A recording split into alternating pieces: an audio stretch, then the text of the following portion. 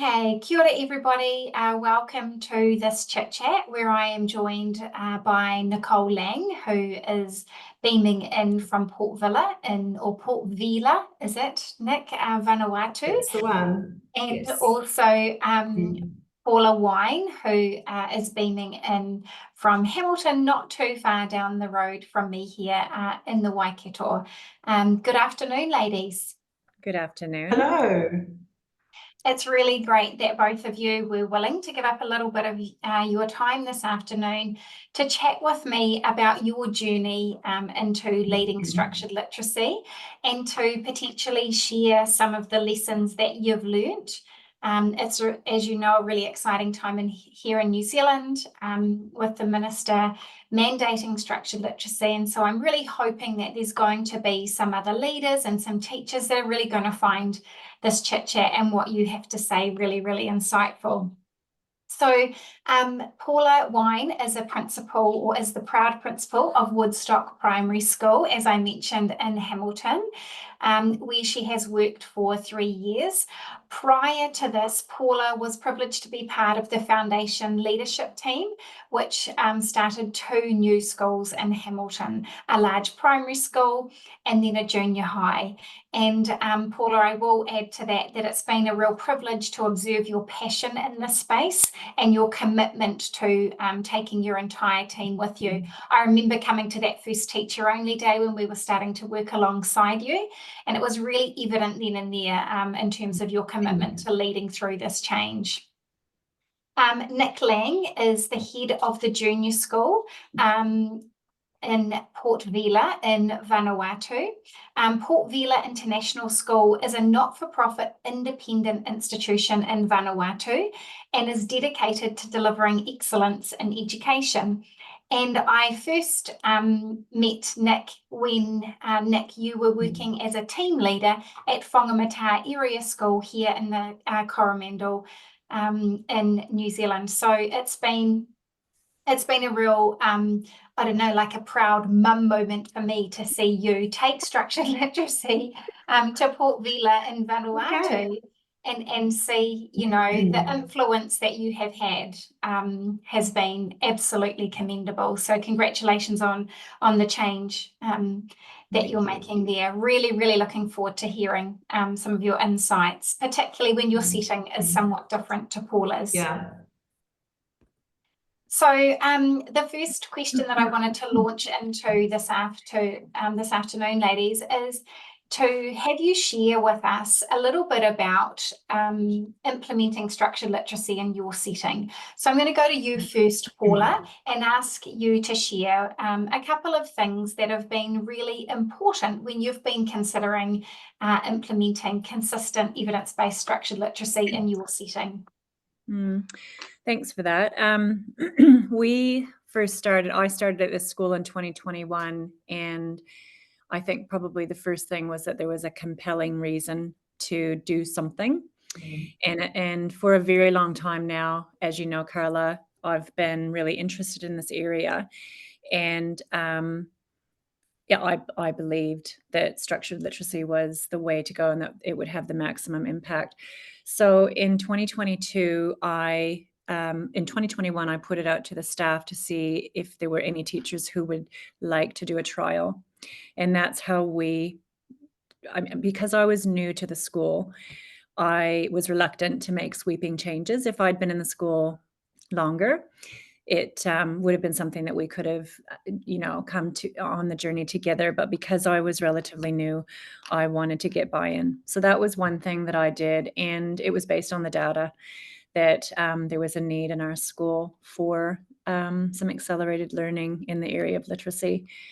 And then after the first year, it was just so compelling. Again, the impact that the practice was having on the children's learning was exciting. The children were the biggest advocates because it was clear what they were learning and there was no guessing what was in the teacher's head, and they were having success. So that was, again, compelling, and it really encouraged lots of other teachers in the school to be looking to see what we were doing.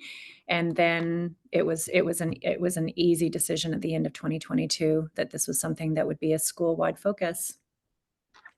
Probably, I'm not sure if you asked this, but what helped it be successful was working with Learning Matters and setting everybody up for success. So having the 2 teacher-only days at the start of the year and really getting the foundation knowledge for why the science of reading and the scope and sequence was so important. And, after those 2 days, the whole team were completely on board and excited about it. And knowing that they were going to be changing their pedagogy, there were lots of things we did along the way to support them. But those were probably the 2 things.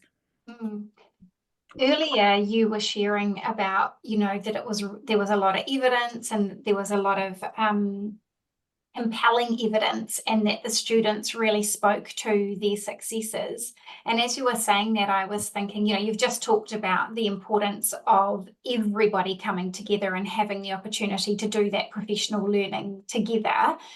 When you think about the compelling evidence that occurs in the classroom towards the implementation, what would you say? Can you give specific examples of what's really stood out in the classroom? The engagement is the most exciting thing for a teacher because they are really agentic and they're very clear. They can articulate what they're learning. They are participating fully. Every child is fully engaged. They are excited. They understand the routine.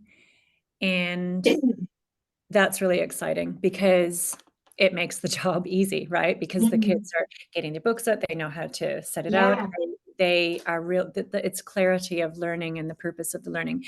And then the second bit of evidence is the transfer, the connections that they're making across the day, across curriculum areas, into their writing, into their reading at home. We've got parents coming in and saying that they are excited about what they're learning and making those connections to other parts of the curriculum.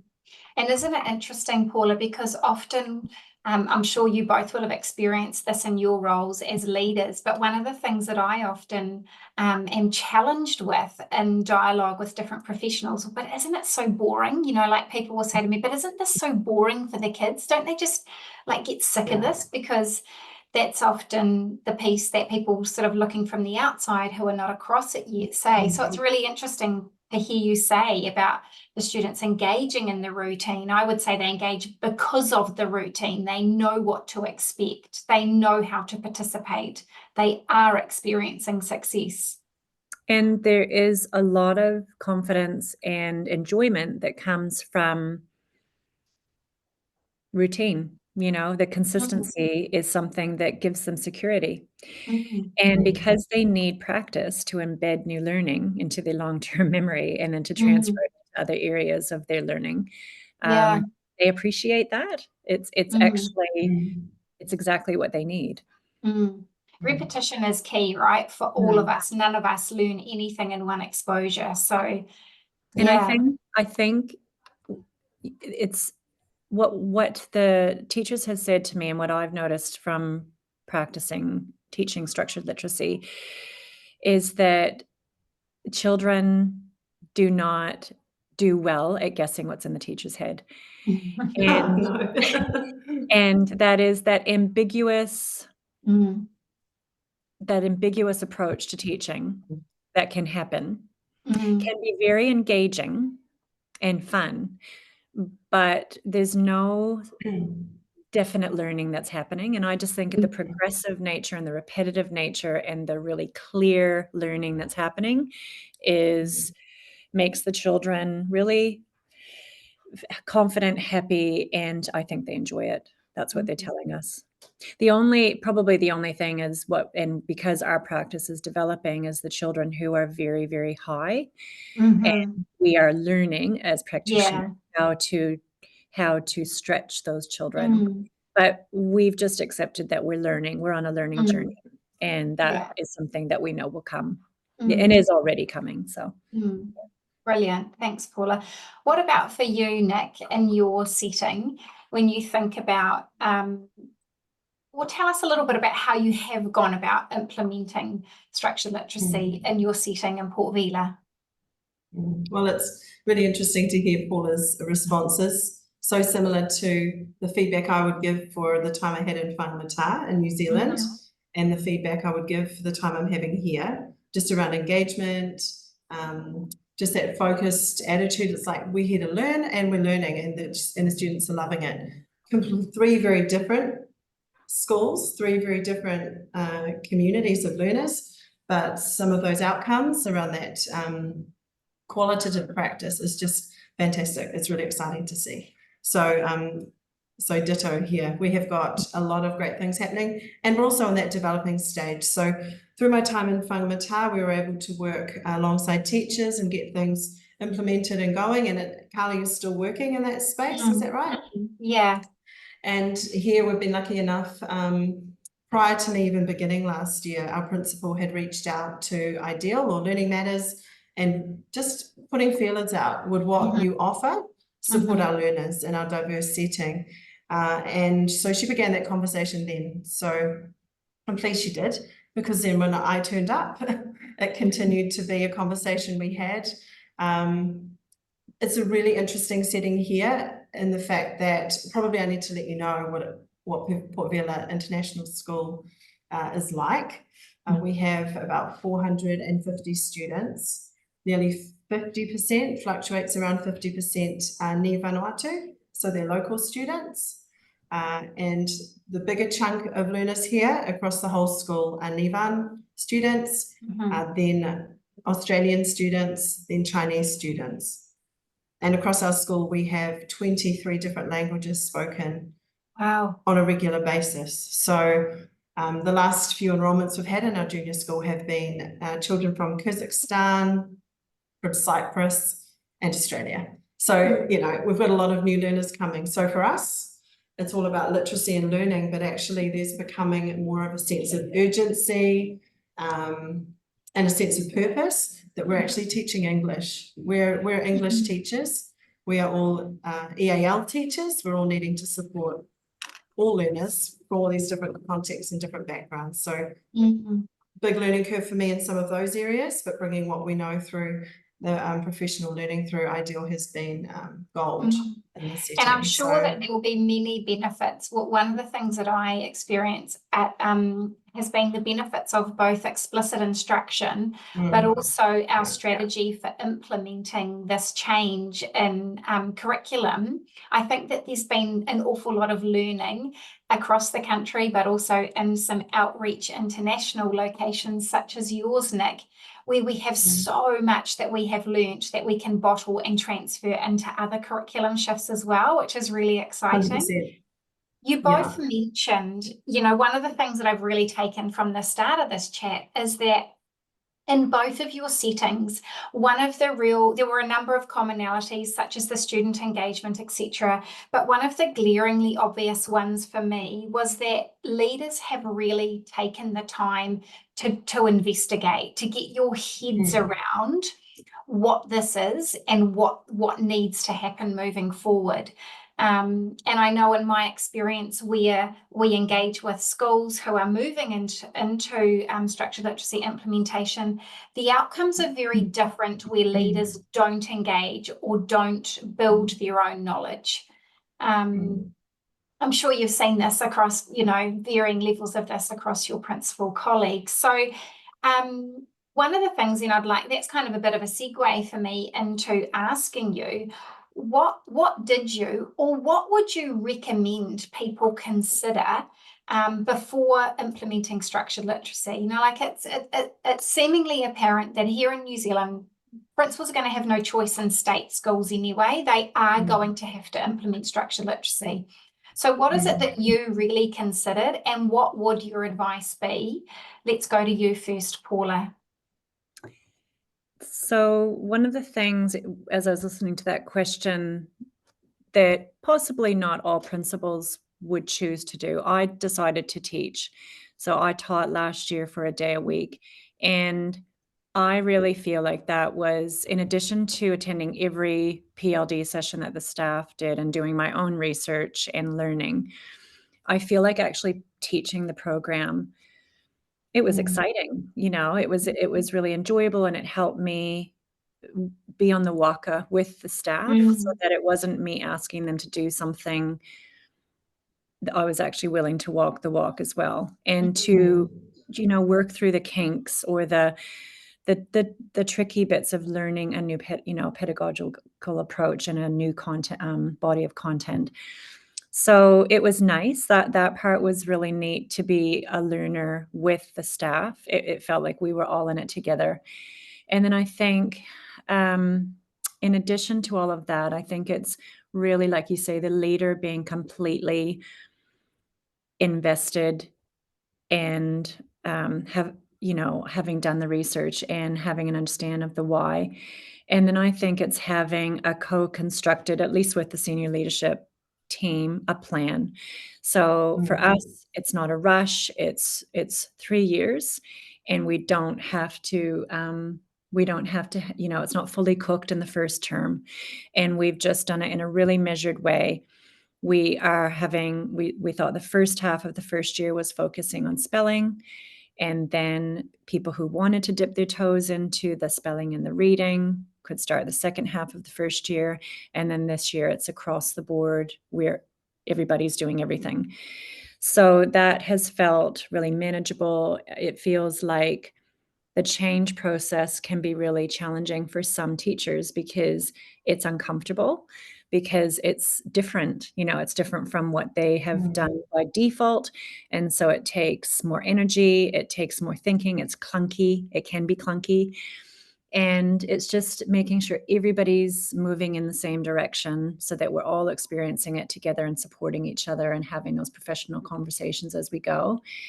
And I feel like the other thing is just having Learning Matters in there, for a couple of reasons. Because one, it's a little bit of accountability. It's like you can't slip back into your old ways because they're coming in.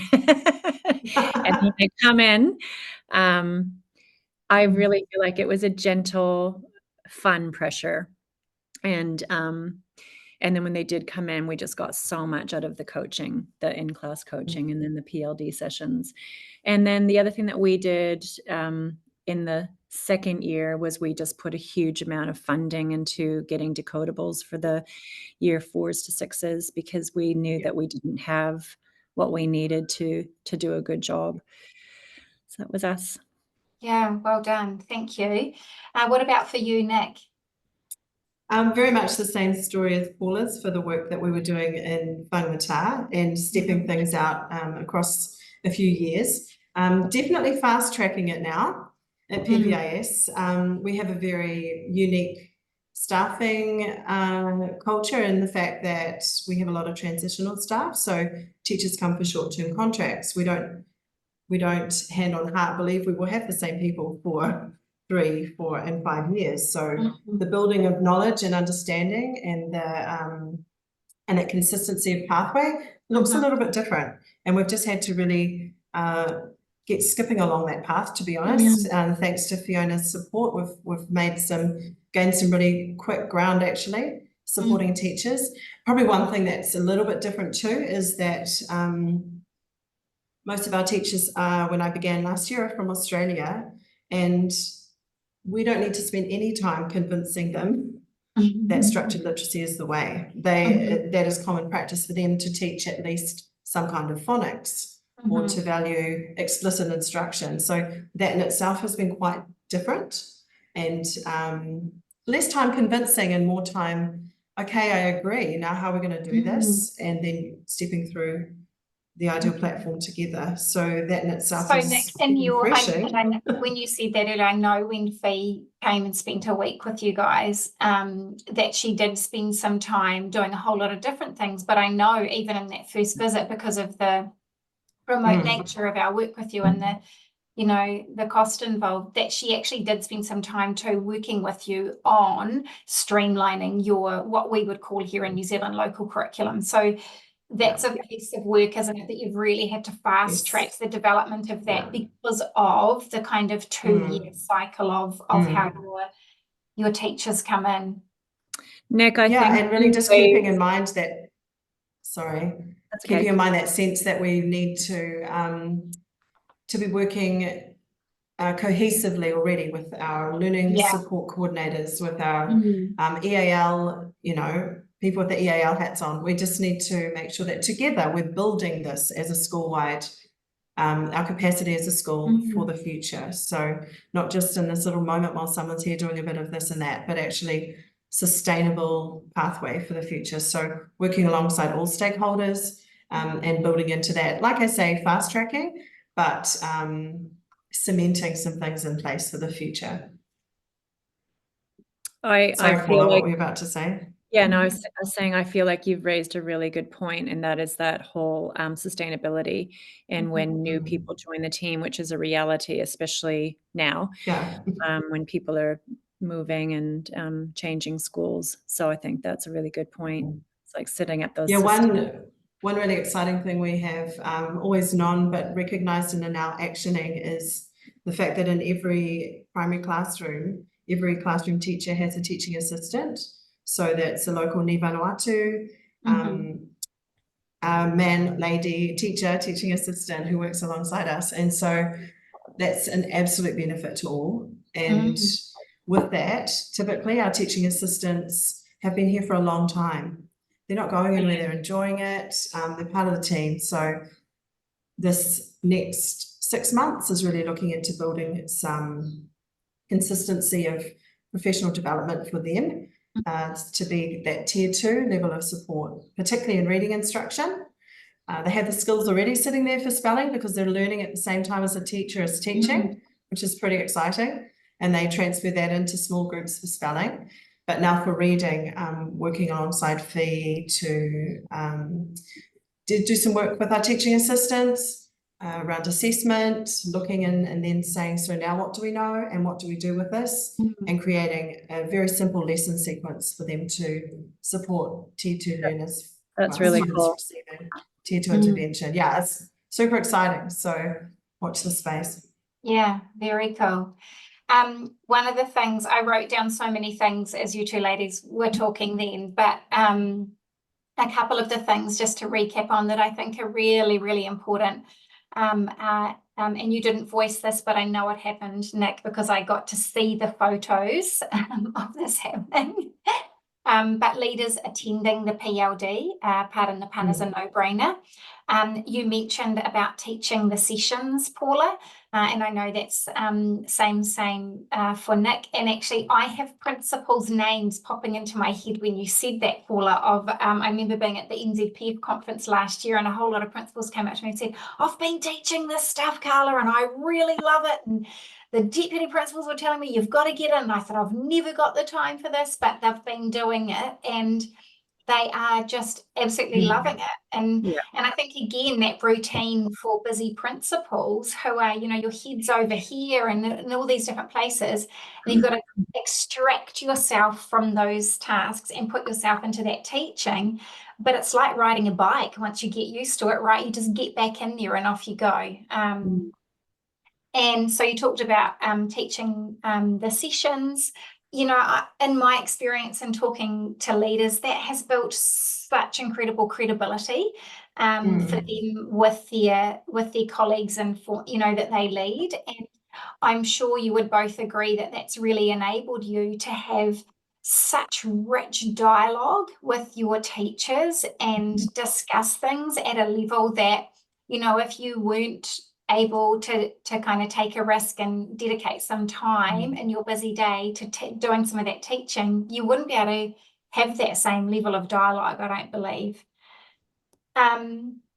You've both touched on the importance of needing to have a plan. One of the things I wrote down was there is conscious leadership going on in both of your cases. You're actually strategically mapping out what you're going to do and when you're going to do it. And I think that that is a bit of a gift that this structured literacy implementation has given us all, is that it's such high stakes in terms of we have to get this right. We have to get more kids in this country or countries reading and spelling. So we must plan strategically for that. And I know years and years ago when we were rolling out the maths numeracy project, school leaders never had a roadmap. We didn't plan strategically. It was just, we just walked in and walked out. And I don't think anything happened in between the visits. And you also mentioned about the coaching and the need for decodables. So lots and lots of things for people to be thinking about there. Let's think about building shared understandings across your teams, because, you know, I often use the train analogy. We might have people, you guys are driving the train, clearly, and it's outstanding when we are in a position to work with school leaders that are literally the train drivers. And then we know we have people in that middle carriage and we have people in the back carriage who are kind of hanging off the back and hoping and praying that they'll fall off because their belief is that the grass is greener on the other side. That's not always the case, we know. Is there anything in particular that you've done that's really helped to build shared understandings? You touched on the importance of, you know, that kind of whole school approach or bringing everyone into the PLD earlier, Paula, but Nik, I'm going to come to you and just ask, is there anything for you in your setting that you've really done to help build shared understandings? Well, we've done professional learning together, so in meetings or staff-only days. Sometimes those have included the wider staff, sometimes it's included teaching assistants as well. But really it's just being responsive, I think. So noticing to notice what's going on, what the conversations are sounding like, and then to listen and respond with, would it be helpful if I came to model in your class? Would it be helpful if you sat in another colleague's classroom and watched their lesson? Just putting different ideas out there, recognizing that often there's, you know, a great solution that may not just include me or a video of instruction, you know, more of that coaching model. Yeah, so definitely. Oh, sorry, I was going to say, so what I think you're saying there is sort of like what I call that listen, notice, respond, but at teacher level. And it's like you might have teachers that we could say the train is tier 1, tier 2, tier 3, you know, in terms of the depth of understanding really for our teaching colleagues. And some might need more support. So you're listening and you're noticing, and then you're providing that where that's necessary. Yeah, and when it comes to that tier 2 level of instruction, recognizing we have a workforce on the ground in every classroom who would like to do more and are asking to know more. It's kind of multifaceted, because what our TAs are learning in class, they're actually using again at home with their own children who are not able, or who are not at our school possibly, and are learning reading in a very different way in the local school context. So they're having those conversations with their friends as well and their family members. So there's sort of a filtering through of, well, actually, this is how the brain learns to read.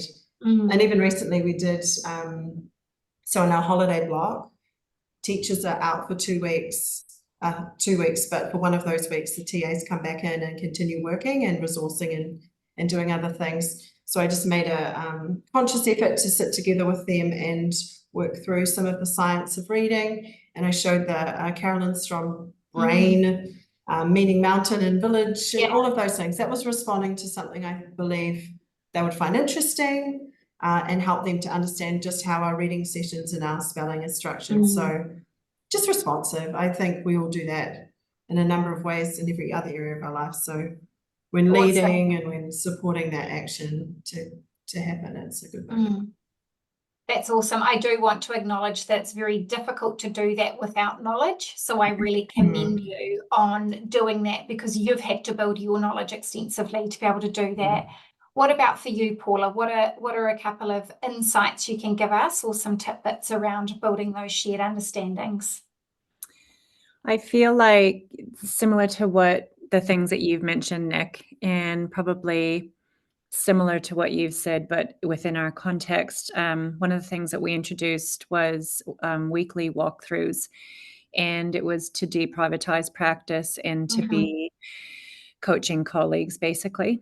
And I really feel like that started last year, and we all feel like it's just authentic now. We really feel like Right. we have an in-depth understanding of what's happening in the classrooms, and a mutual respect for each other. And then it leads into quite robust, useful professional sharing.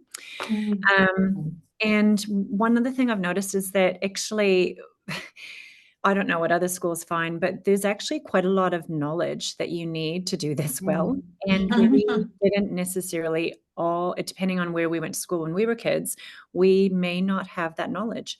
And so it's sort of being a learner and saying, actually sitting down at meetings and saying, do you guys understand this? I didn't know about this. And just everyone's just, there's no ego. We are all learning and collaborating together. Getting in early, I think, for anyone who's new to the school or who may not have the knowledge or English is a second language, it's okay.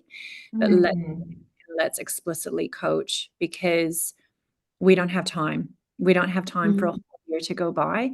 We need to make sure that, so far as when they're meeting in their syndicates, they're actually, going through the syllables, looking at the rules, actually taking time in every meeting to look at the content that they're about to teach, so that everybody can feel confident about it and deliver it accurately. The other thing that we've done, which is sort of contextual to us, is that I feel like I've got other staff who have more expertise than I. So I've given leadership roles, units and core positions and that sort of thing. And that's really empowering. And I love it, because I get to go to the experts and say, I'm a learner, can you help me? And I feel like I've learned a lot, but I really do believe that they are further along than me. And I love that. And it makes them feel great, because they are our go-to people and they're just growing in their leadership. And it's a really neat pathway for them to be a little bit ahead of everybody else, and to be enjoying that. Yeah. Awesome. Thank you so much. What does your data tell you? Is this really making a difference? How do you know? Like when push comes to shove, what does your data tell you about the progress that's being made? Because we can't just go off, the kids seem to be more engaged. We have to really also look at that quantitative data as well, don't we? So what's happening in your school in terms of shifts in data, Paula? So it's so exciting. I won't give specifics, because post-COVID, it was pretty concerning. And now I'm really proud of the achievement, and I'm more proud of the progress. And I feel like I am 100% confident that I can go into any classroom and there's quality structured literacy, reading, writing, and spelling practice. And I can see the impact of that across the board. That's so exciting. And you Definitely say, exciting. and you say that with such conviction. I think what really excites me moving into the future in this space is that that there will be some leaders across the country who work to really truly help build some really tangible progress measures that are meaningful, and it's pretty exciting. Well done.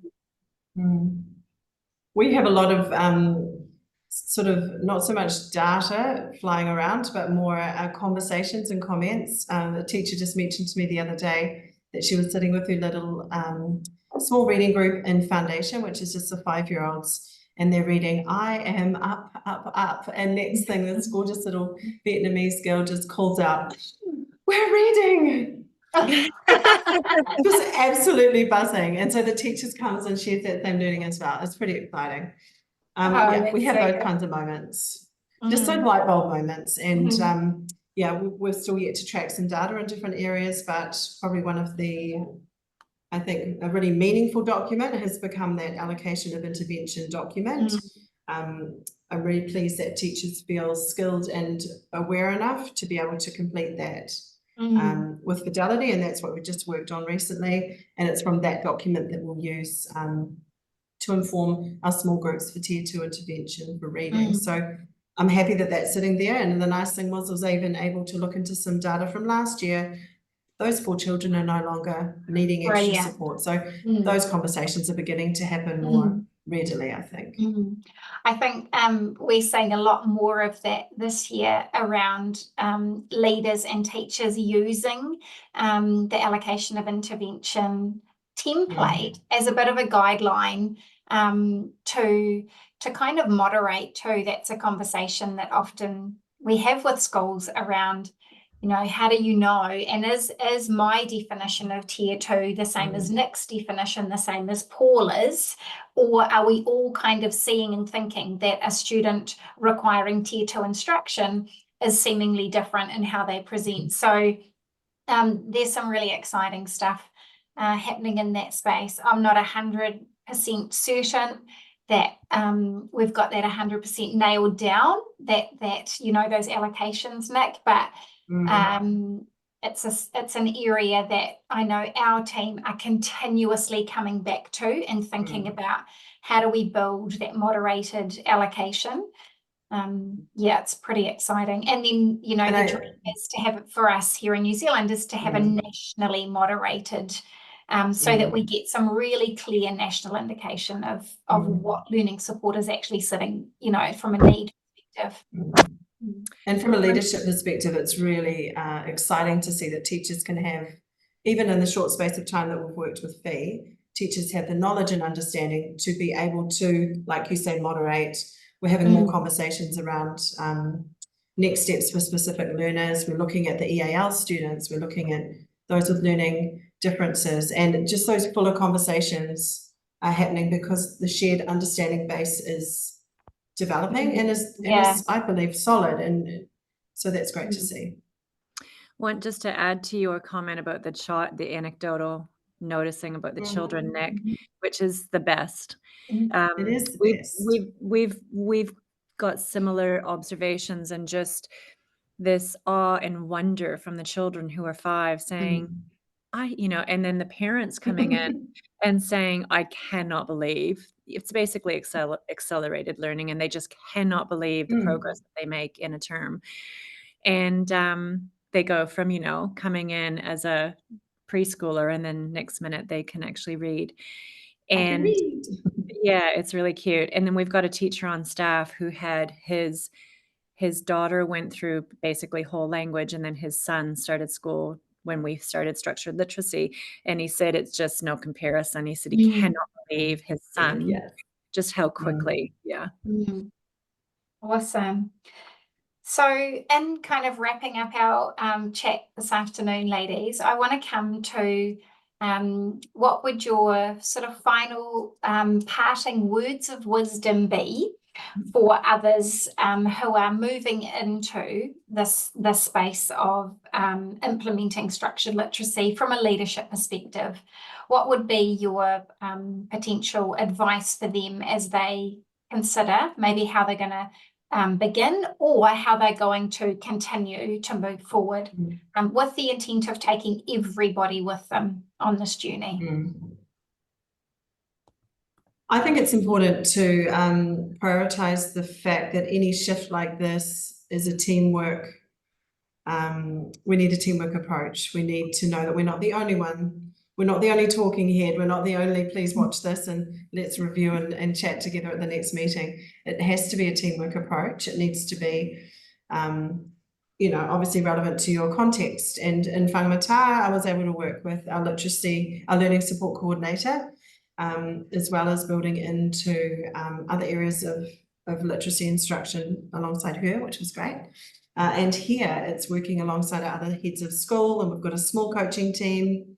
And then at the moment, looking into our teaching assistants, there's a couple in there that really love this stuff.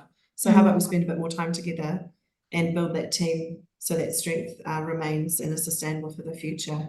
I think the other nice thing about teamwork is everyone likes a bit of encouragement. We all like to hear the happy stories, and it's not always plain sailing. So being part of a team gives you someone to bounce off, as well as someone to say, hey, I think we've got that. I think this is moving. So, yeah. Oh, thanks. That's one piece of advice. For me, it's about equity, and I feel Mm. that every child deserves to have a strong foundation in literacy and numeracy. Mm. And with that in mind, this is the way, this is the way to ensure that it doesn't matter what their socioeconomic background is, their English is a second language, it doesn't matter what life experiences they have, they all get a fair deal with regard to the foundation literacy and then beyond. And if I was introducing this in a new school, I would get some buy-in.